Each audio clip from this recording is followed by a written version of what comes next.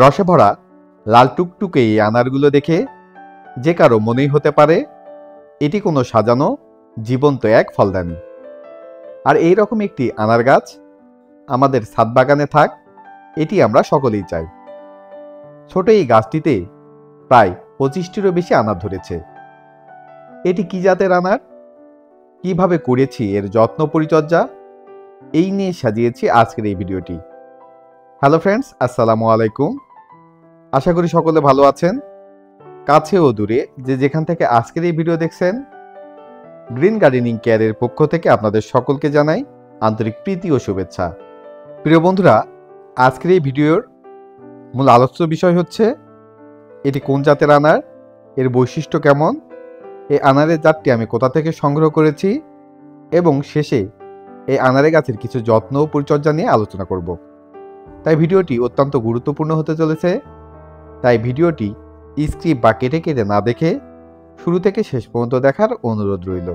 আর আপনারা যারা এই চ্যানেলের নতুন দর্শক, পরবর্তীতে এরকম গার্ডেনিং বা ছাদ কৃষি বিষয়ক বিভিন্ন বিষয়ের উপর নতুন নতুন ভিডিও পেতে হলে চ্যানেলটি সাবস্ক্রাইব করে পাশে থাকা অল নোটিফিকেশন বেলটি অন করে রাখবেন।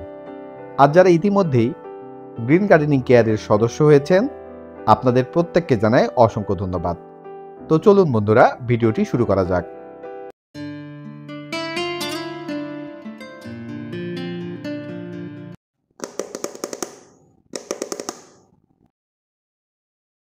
প্রিয় বন্ধুরা, প্রথমে জানাবো এটি কোন জাতের আনার, এর বৈশিষ্ট্য কি এবং এই জাতটি আমি কোথা থেকে সংগ্রহ করেছি।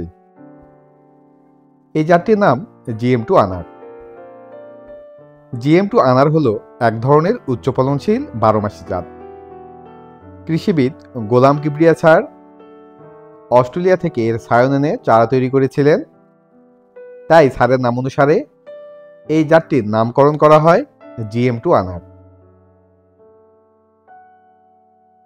আকার, রং ও স্বাদ তিনিই চ্যাম্পিয়ন এই জাতটি। এই জাতটির মূল বৈশিষ্ট্য হচ্ছে GM2 আনার গাছে যে ফুলগুলো আসে তার প্রায় 80 থেকে 90% স্ত্রী ফুল আসে। আর অধিক পরিমাণে স্ত্রী ফুল আসার কারণে এই গাছটি থেকে অধিক পরিমাণে ফলন পাওয়া যায়। তাই নিঃসন্দেহে বলা যায় এই GM2 আনারের জাতটি বাংলাদেশ এবং ওপার বাংলার মাটিতে চাষাবাদযোগ্য উচ্চ ফলনশীল একটি জাত।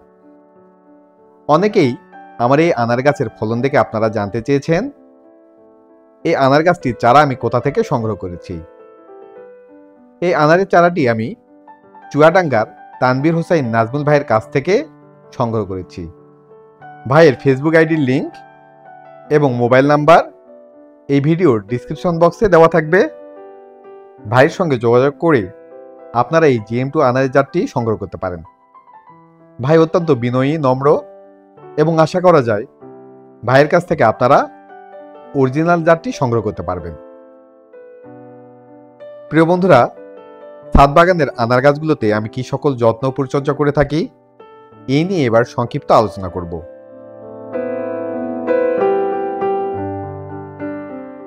টবের মাটি যেন সবসময় শুকনো বা ড্রাই অবস্থায় না থাকে, আবার সবসময় ভেজা বা স্যাঁতস্যাঁতে না থাকে, এটি লক্ষ্য রেখে আমি ছাদ বাগানের আনার গাছগুলোর টবের মাটিতে পানি প্রয়োগ করে থাকি।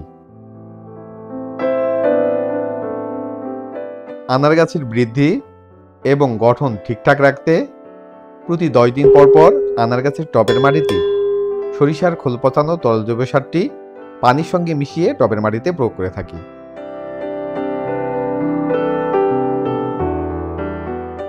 আনার গাছের সব থেকে মারাত্মক রোগটি হচ্ছে মাকড়ের আক্রমণ।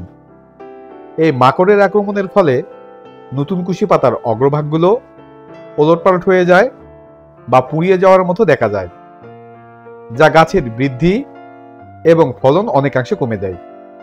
আর এই জন্য আমি প্রতি সপ্তাহে একটি মাকড়নাশক ও ছত্রাকনাশক স্প্রে করে থাকি।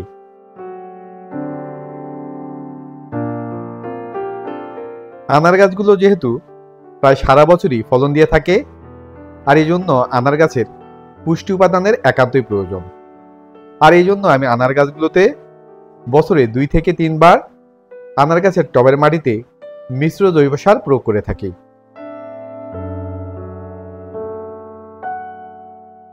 আনার গাছে ম্যাক্সিমাম ফুলগুলোই নতুন কুশি পাতার সঙ্গে চলে আসে, আর এই জন্য আমি বছরে 2 বার আনার গাছের রুগ্ন, শুকনো, দুর্বল, উঁচু এবং ওয়াটার শাখার ডালগুলো প্রুনিং করে দিই।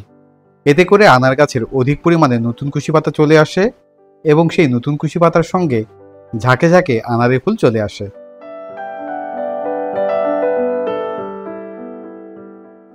আনার গাছে অধিক সংখ্যক ফুল ও ফল আনতে এবং ফলের সাইজ ও রং আকর্ষণীয় করতে প্রতি মাসে অন্তত একবার করে হলেও গাছের টবের মাটিতে পটাশিয়াম ও ফসফরাসযুক্ত খাবার প্রয়োগ করে থাকি এবং গাছের কাণ্ড ও পাতাগুলোতে একটি অনুখাদ্য স্প্রে করে থাকি।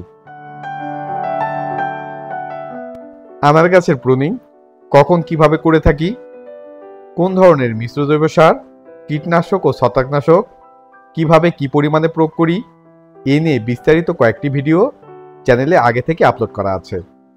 আপনারা সময় করে সেই ভিডিওগুলো দেখে নেবেন। তাই বন্ধুরা, শেষে যে কথাটি বলবো সেটি হচ্ছে আনারের সঠিক জাতটি নির্বাচন করুন, সঠিকভাবে রোপণ করুন এবং এই যত্ন ও পরিচর্যাগুলো যথাযথভাবে করুন। আশা করা যায় আনার গাছটি আপনাকে নিরাশ করবে না। তো এই ছিল আজকের ভিডিওটি কেমন লেগেছে বা ভিডিও সম্পর্কিত যদি কোনো প্রশ্ন থাকে তাহলে অবশ্যই কমেন্ট বক্সে কমেন্ট করে জানাবেন। ভিডিওটি যদি ভালো লেগে থাকে তাহলে লাইক ও বেশি বেশি আপনার সোশ্যাল পেজে শেয়ার করবেন, যাতে করে আপনার ফ্যামিলি মেম্বার্স ও অন্যান্য সবুজপ্রেমী বন্ধুগণ উপকৃত হতে পারেন। আর পরবর্তীতে এরকম গার্ডেনিং বা ছাদ কৃষি বিষয়ক বিভিন্ন বিষয়ের উপর নতুন নতুন ভিডিও পেতে হলে চ্যানেলটি সাবস্ক্রাইব করে পাশে থাকা অল নোটিফিকেশন বেলটি অন করে রাখবেন, যাতে করে গ্রিন গার্ডেনিং কেয়ারের কোনো নতুন ভিডিও আপলোড হলেই আপনি জানতে পারেন। তো দেখা হবে নতুন কোনো এক ভিডিওতে। সেই শুভকামনায় সবাই ভালো থাকবেন, সুস্থ থাকবেন, গ্রিন গার্ডেনিং কেয়ারের পাশে থাকবেন এবং প্রিয় ছাদ বাগানের গাছগুলোর যত্ন নেবেন। আল্লাহ হাফেজ।